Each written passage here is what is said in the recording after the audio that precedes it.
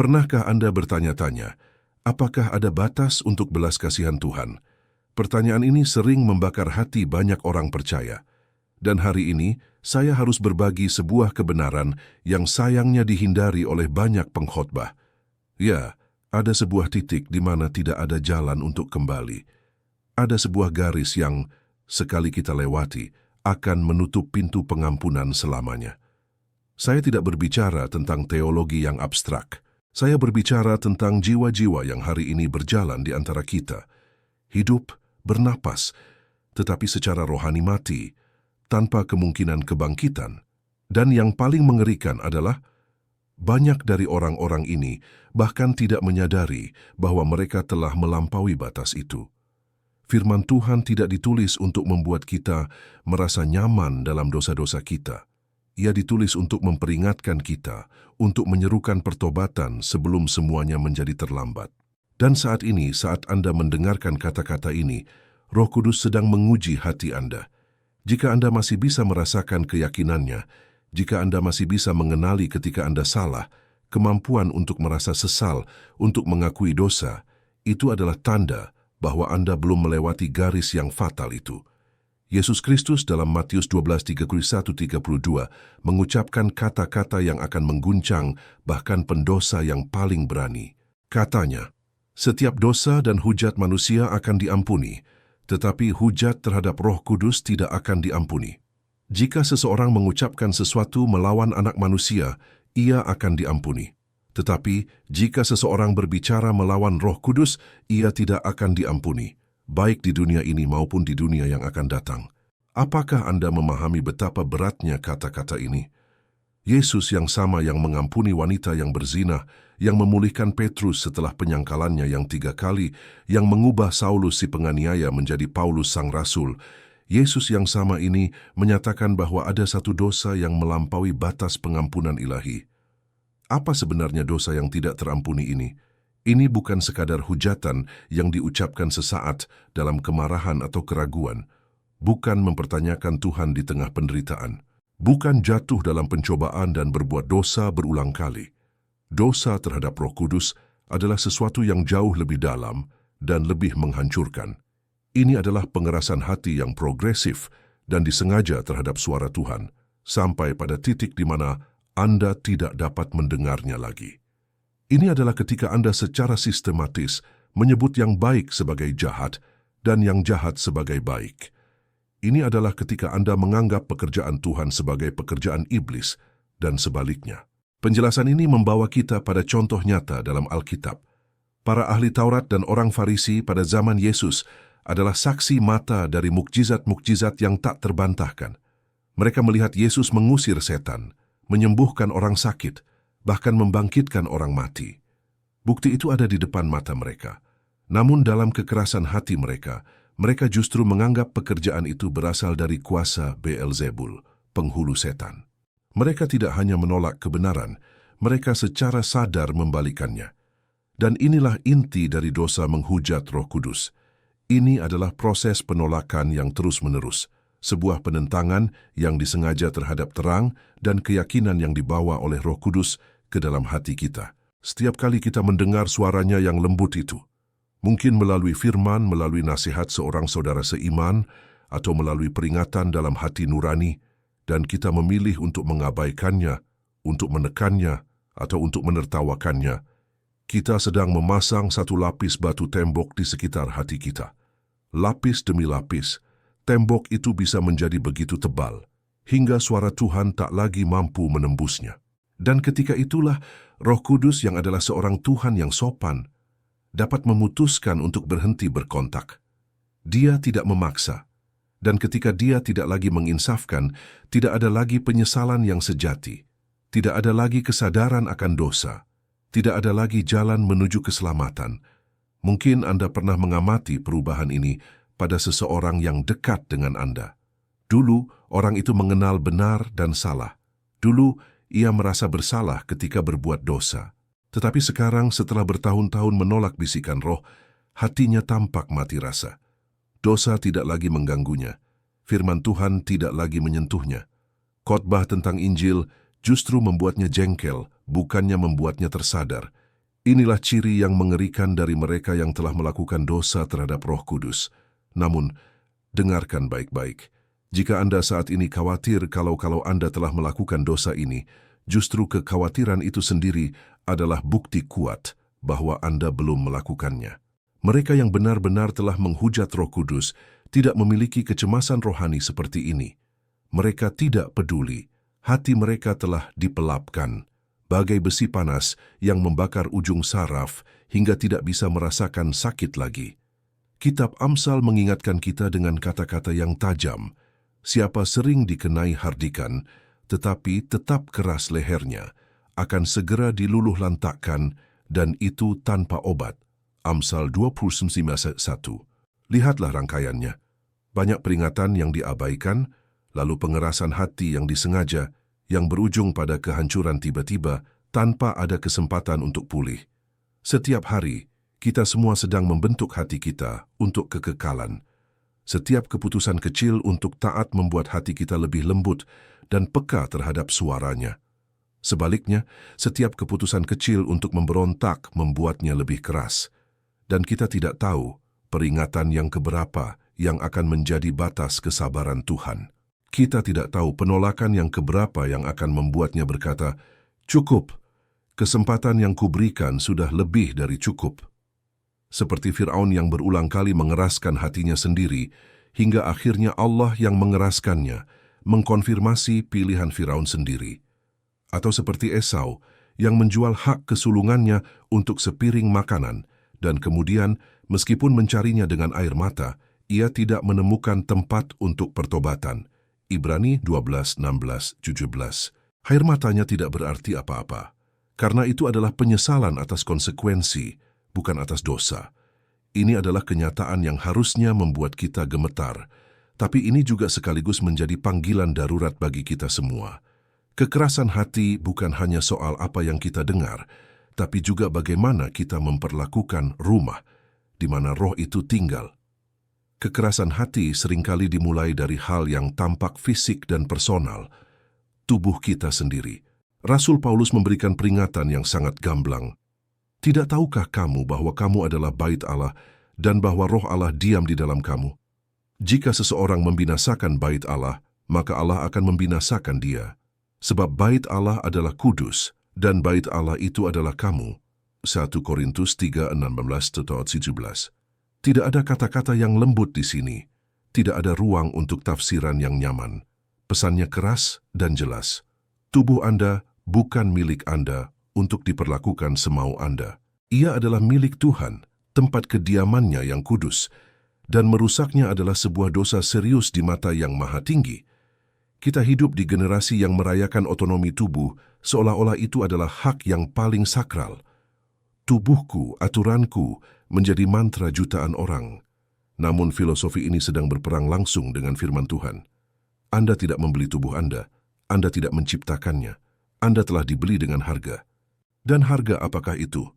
Darah Yesus Kristus yang mahal, yang tercurah di kayu salib Kalvari.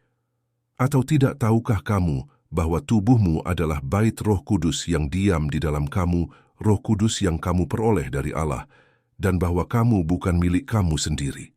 Sebab kamu telah dibeli dan harganya telah lunas dibayar, karena itu muliakanlah Allah dengan tubuhmu.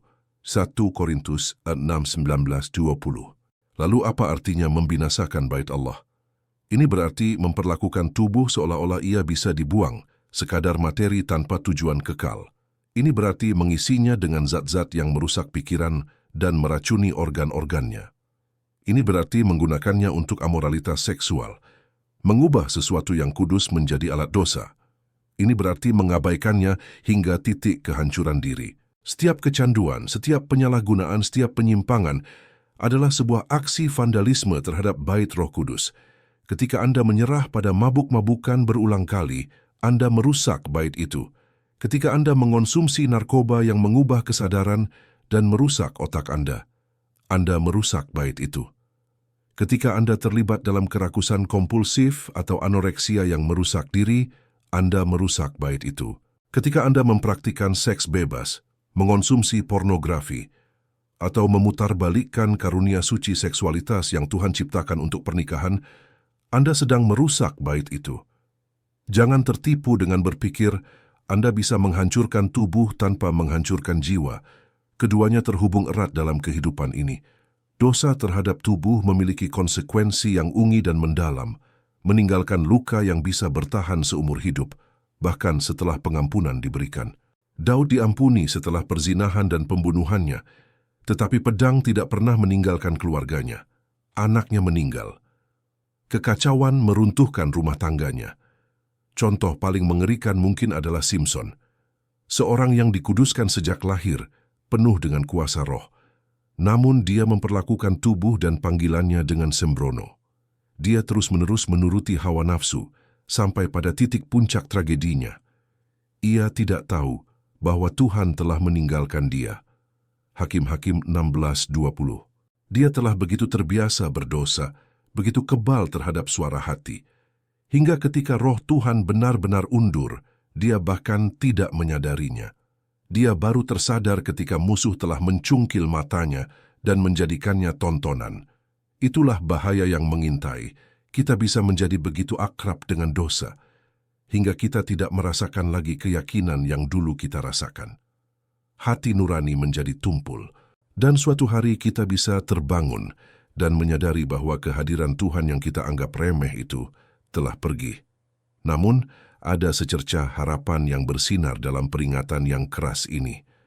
Paulus juga menulis, "Dan itulah beberapa di antara kamu, tetapi kamu telah memberi dirimu disucikan, kamu telah dikuduskan, kamu telah dibenarkan dalam nama Tuhan Yesus Kristus dan dalam roh Allah kita."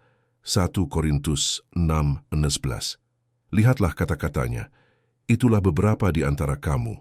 Itu adalah masa lalu. Itu bukan siapa Anda sekarang. Itu tidak harus menjadi siapa Anda nanti. Jika Anda masih bisa merasa tersentuh oleh kata-kata ini, jika hati Anda masih bisa merasa sakit oleh peringatan ini, itu berarti Roh Kudus masih berbicara. Masih ada waktu. Masih ada kesempatan untuk berhenti merusak dan mulai membangun kembali, untuk berhenti menajiskan dan mulai menguduskan, untuk beralih dari penghancuran bait Allah menjadi pemuliaan Allah dengan tubuh Anda. Namun, ada satu bentuk penolakan yang lebih dalam dari sekadar merusak tubuh, yaitu penolakan total terhadap iman setelah mengalaminya sendiri. Namun, ada sebuah jurang yang lebih dalam daripada sekadar pengerasan hati atau pelanggaran terhadap tubuh. Ada sebuah dosa yang membuat firman Tuhan menggunakan kata yang paling menakutkan, mustahil.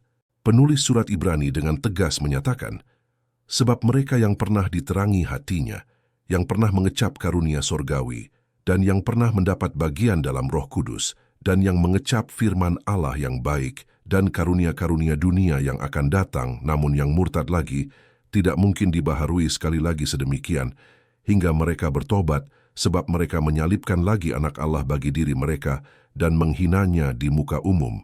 Ibrani 6:4. Mustahil, bukan sulit, bukan tidak mungkin, tapi mustahil. Ini berbicara tentang sebuah keadaan yang disebut kemurtadan, apostasi. Apa bedanya kemurtadan dengan keraguan biasa? Ini bukan tentang pergumulan iman di tengah badai kehidupan, bukan tentang pertanyaan yang muncul karena penderitaan. Kemurtadan adalah sesuatu yang lebih gelap dan disengaja. Ini adalah pengetahuan penuh akan kebenaran, disertai pengalaman otentik akan kuasa Allah, yang kemudian diikuti dengan penolakan sadar dan sukarela terhadap semua itu. Ini adalah pembelotan yang definitif. Orang-orang yang dimaksud dalam Ibrani ini pernah diterangi, mereka pernah mencicipi karunia surgawi, mereka pernah ikut mengambil bagian dalam Roh Kudus. Mereka bukan hanya mendengar tentang Tuhan, mereka merasakan kehadirannya, mengalami kuasa doa yang dijawab, merasakan damai sejahtera yang ajaib. Mereka adalah bagian dari komunitas orang percaya. Namun, setelah semuanya itu, mereka memilih untuk berbalik, bukan tersandung, tapi melompat. Bukan tersesat, tapi memutuskan untuk pergi. Dengan melakukan itu, mereka seperti mengatakan, "Aku telah mengalami semua yang Kristus tawarkan, dan aku menolaknya. Aku anggap darah perjanjiannya sebagai sesuatu yang tidak bernilai." Itulah sebabnya penulis Ibrani juga berkata, "Sebab jika kita sengaja berbuat dosa, sesudah memperoleh pengetahuan akan kebenaran, maka tidak ada lagi korban untuk menghapus dosa itu. Tetapi yang ada ialah kematian yang mengerikan akan penghakiman dan api yang dahsyat, yang akan menghanguskan semua orang durhaka. Ibrani 10, Jerman 27. Yudas Iskariot adalah gambarannya yang sempurna. Selama 3 tahun, dia hidup sehari-hari bersama Sang Juru Selamat. Dia mendengar pengajaran terbaik, melihat mukjizat terhebat, bahkan diutus untuk memberitakan Injil dan mengusir setan. Dia mengalami segalanya. Namun di suatu titik, di suatu tempat dalam hatinya, dia membuat pilihan. 30 keping perak menjadi lebih berharga baginya daripada anak Allah. Dan setelah pengkhianatannya, Alkitab mencatat bahwa Yudas menyesal. Tapi perhatikan, penyesalannya tidak membawanya kepada kaki Yesus yang penuh pengampunan. Ia pergi kepada imam-imam kepala, sumber godaannya, lalu menghabisi nyawanya sendiri. Itu adalah penyesalan duniawi, penyesalan atas konsekuensi, bukan pertobatan sejati yang mencari pengampunan. Hatinya telah menjadi tempat yang gelap dan adalah malam. Yohanes dibangbias kipat yaudu. Di sisi lain, lihatlah Petrus. Dia juga gagal total. Dia menyangkal Tuhannya bukan sekali, tapi 3 kali, bahkan dengan mengutuk dan bersumpah. Namun, setelah ayam berkokok, Petrus menangis dengan sedihnya. Matius 26:6-7-5. Air matanya adalah air mata penyesalan yang memandang kepada Kristus yang telah disangkalnya. Dan Yesus yang bangkit dengan penuh kasih justru mencari dan memulihkannya. Perbedaannya terletak di arah hati. Kemurtadan adalah berbalik pergi dari Kristus dan tidak ingin kembali. Kejatuhan, seperti Petrus, adalah jatuh tersungkur, tetapi masih merindukan Dia dan ingin bangkit. Jika hari ini Anda masih merasa takut akan kemungkinan ini, jika masih ada keinginan sekecil apapun untuk kembali, untuk diperdamaikan, itu adalah bukti yang sangat kuat bahwa Anda tidak berada dalam kondisi kemurtadan yang tanpa harapan itu. Mereka yang benar-benar murtad tidak lagi peduli. Hati mereka telah tertutup rapat. Oleh karena itu, peringatan dalam Ibrani ini bukan untuk membuat anak-anak Allah yang sejati hidup dalam ketakutan yang melumpuhkan. Ini adalah lampu peringatan yang berkedip-kedip merah untuk mereka yang dengan angkuh bermain-main dengan anugerah Tuhan, berpikir mereka bisa menari di tepi jurang dan selalu punya kesempatan untuk mundur. Ini adalah seruan paling serius. Jangan pernah menganggap remeh pengenalan akan Kristus. Jangan pernah menyia-nyiakan terang yang telah Anda terima, karena bisa tiba saatnya, setelah begitu banyak penolakan, jalan pulang itu benar-benar tertutup. Penolakan terbesar mungkin masih berbentuk sesuatu yang akan datang di masa depan, sebuah pilihan yang akan mengkristalkan semua penolakan kecil kita hari ini. Dari semua peringatan yang Yesus berikan, ada satu yang terdengar begitu langsung dan personal, seolah-olah tidak memberi ruang untuk negosiasi. Karena jikalau kamu mengampuni kesalahan orang, Bapamu yang di sorga akan mengampuni kamu juga. Tetapi jikalau kamu tidak mengampuni orang, Bapamu juga tidak akan mengampuni kesalahanmu. Matius 6:14-15. Tunggu dulu, bukankah ini terdengar tidak adil? Bagaimana mungkin Tuhan menghubungkan pengampunannya kepada kita dengan kemampuan kita untuk mengampuni orang lain? Bagaimana jika lukanya terlalu dalam? Bagaimana jika pengkhianatannya terlalu keji? Apakah Tuhan tidak mengerti rasa sakit yang kita alami? Untuk memahaminya, kita harus melihat sebuah cerita yang Yesus sampaikan. Seorang hamba berhutang kepada rajanya sebesar 10.000 talenta, sebuah jumlah yang fantastis, mustahil untuk dilunasi. Sang hamba meratap memohon ampun, dan raja yang baik hati itu pun menghapuskan seluruh hutangnya. Sungguh sebuah pembebasan yang ajaib. Namun, apa yang dilakukan hamba itu setelahnya? Dia menemukan seorang rekan yang hanya berhutang 100 dinar kepadanya. Jumlah yang sangat kecil. Dia mencekik rekannya itu dan menuntut pembayaran.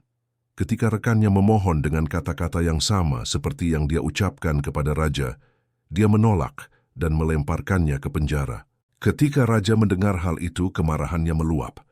Hai hamba yang jahat, seluruh hutangmu telah kuhapuskan karena engkau memohonkannya kepadaku. Bukankah engkau pun harus mengasihani kawanmu seperti aku telah mengasihani engkau? Matius 18:32-33. Sang raja kemudian menyerahkan hamba yang tidak mengenal ampun itu kepada algojo. Inti dari cerita ini adalah proporsi. Berapapun besar kesalahan orang lain kepada Anda, pengkhianatan, pengabaian, kata-kata yang melukai, itu tidak akan pernah bisa menyamai besarnya hutang dosa kita di hadapan Allah yang Maha Suci. Jika kita telah menerima pengampunan untuk hutang yang tak terbayarkan itu, atas dasar apakah kita menolak mengampuni hutang yang jauh lebih kecil? Dosa tidak mengampuni ini menjadi tidak terampuni. Bukan karena Allah kejam, tetapi karena dengan menolak mengampuni, kita sebenarnya sedang membatalkan pengampunan yang kita sendiri terima. Kita seperti mengatakan, anugerah yang kau berikan padaku cukup bagiku, tapi tidak cukup kucurahkan untuk orang lain. Kita mengunci orang lain dalam penjara kebencian kita, tanpa menyadari bahwa kitalah yang sedang tinggal di dalam sel itu, menggenggam erat kunci tersebut. Ambillah contoh Stefanus, saat batu-batu penghukuman menghujani tubuhnya, dengan nafas terakhirnya dia berdoa, Tuhan janganlah tanggungkan dosa ini kepada mereka, Kisah 7:60.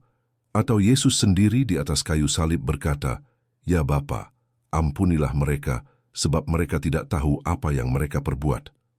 Lukas 23:34.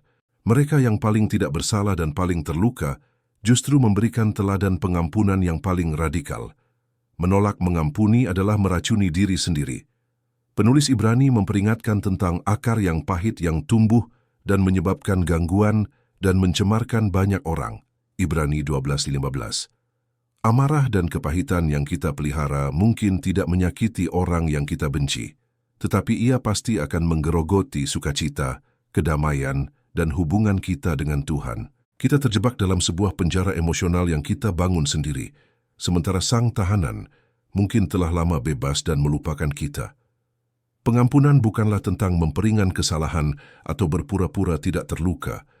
Pengampunan adalah keputusan berani untuk melepaskan hak kita, untuk membalas dan mempercayakan keadilan sepenuhnya kepada Tuhan. Pembalasan itu hakku, firman Tuhan, Roma 12:19.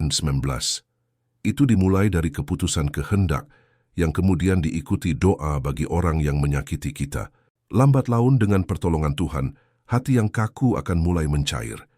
Jika hari ini Anda menyadari bahwa ada seseorang atau bahkan beberapa orang yang masih Anda kunci dalam penjara ketidakampunan Anda, ingatlah pintu sel yang besar yang telah Tuhan bukakan untuk Anda. Jangan tawar hati. Melepaskan pengampunan adalah langkah pertama untuk mengalami kebebasan sejati dari pengampunannya. Semua garis yang tidak boleh kita lewati ini mengarah pada satu pilihan yang menentukan, yang harus dibuat bukan besok, tetapi hari ini. Kita telah sampai pada ujung perjalanan melalui 6 peringatan yang serius ini. Namun, ini bukanlah akhir dari sebuah pelajaran, melainkan awal dari sebuah keputusan. 6 dosa yang tidak terampuni, 6 garis yang tidak boleh kita lewati. Dan sekarang ada satu pertanyaan yang pasti berkecamuk dalam hati Anda. Di manakah posisiku? Jika pertanyaan itu muncul, jika ada sedikit saja kecemasan, penyesalan, atau bahkan keinginan untuk membela diri, maka ambillah napas lega. Itu adalah tanda harapan, karena mereka yang benar-benar telah melintasi garis-garis itu, hatinya telah mati rasa. Mereka tidak lagi peduli. Tidak ada lagi kegelisahan rohani yang mengusik. Fakta bahwa Anda masih bisa merasa tersentuh oleh firman ini adalah bukti nyata bahwa Roh Kudus masih aktif bekerja dalam hidup Anda. Dia masih berbicara. Dan di mana ada suaranya, di situ masih ada anugerah dan kesempatan. Mungkin saat mendengarkan tadi, Anda melihat bayangan diri sendiri dalam beberapa gambaran yang disampaikan. Mungkin Anda telah lama mengabaikan bisikan Tuhan. Mungkin tubuh dan hidup Anda menyimpan luka-luka akibat pilihan yang salah. Mungkin ada kebencian yang mengakar yang telah meracuni hari-hari Anda. Dan sekarang ketakutan muncul. Apakah sudah terlambat bagiku? Dengarlah janji ini bagi yang masih memiliki hati yang bisa gemetar. Baiklah orang fasik meninggalkan jalannya dan orang jahat meninggalkan rancangannya. Baiklah ia kembali kepada Tuhan, maka Dia akan mengasihaninya, dan kepada Allah kita, sebab Ia memberi pengampunan dengan limpahnya. Yesaya 55:7. Perhatikan katanya, dengan limpahnya. Kasih karunia Tuhan tidak pelit, tidak bersyarat, dan tidak terbatas. Dosa Anda mungkin besar, tetapi kasih karunia-Nya lebih besar lagi. Pemberontakan Anda mungkin sudah lama, tetapi kesabarannya lebih panjang. Namun, dan ini adalah sebuah namun yang sangat kritis, kesempatan yang terbuka itu tidak akan terbuka selamanya. Ada sebuah peringatan yang menghunjam dalam kitab Amsal. Oleh karena kamu menolak ketika aku memanggil, dan tidak ada orang yang menghiraukan ketika aku mengulurkan tanganku, maka aku akan menertawakan celah kamu. Aku akan mengolok-olok apabila kedahsyatan datang ke atasmu. Pada waktu itu mereka akan berseru kepadaku, tetapi tidak akan kujawab. Mereka akan bertekun mencari aku, tetapi tidak akan menemukan aku. Amsal 1:48. Dapatkah Anda membayangkan keadaan yang lebih mengerikan daripada berseru kepada Tuhan dan tidak mendapat jawaban? Itulah mengapa seruan Alkitab selalu mendesak hari ini. Pada hari ini, jika kamu mendengar suaranya, janganlah keraskan hatimu. Ibrani 3:15. Bukan besok, bukan minggu depan, bukan ketika keadaan sudah membaik, tetapi hari ini. Karena besok, hati Anda mungkin sudah satu tingkat lebih keras daripada hari ini. Besok, suara Tuhan mungkin akan terdengar lebih samar. Maka inilah saatnya untuk memutuskan. Inilah saatnya untuk berhenti melawan Roh Kudus dan mulai menaatinya. Berhenti merusak bait Allah dan mulai menghormatinya. Melepaskan dosa yang disengaja dan merangkul kekudusan. Membuka gembok penjara kepahitan dan membebaskan diri dengan mengampuni. Ketika Anda mengambil langkah pertobatan itu, sebuah janji mulia menjadi milik Anda. Jadi siapa yang ada di dalam Kristus, ia adalah ciptaan baru. Yang lama sudah berlalu, sesungguhnya yang baru sudah datang. 2 Korintus 5:17.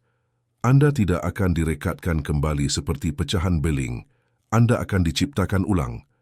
Tuhan tidak akan memaksa Anda. Dia menghormati pilihan Anda.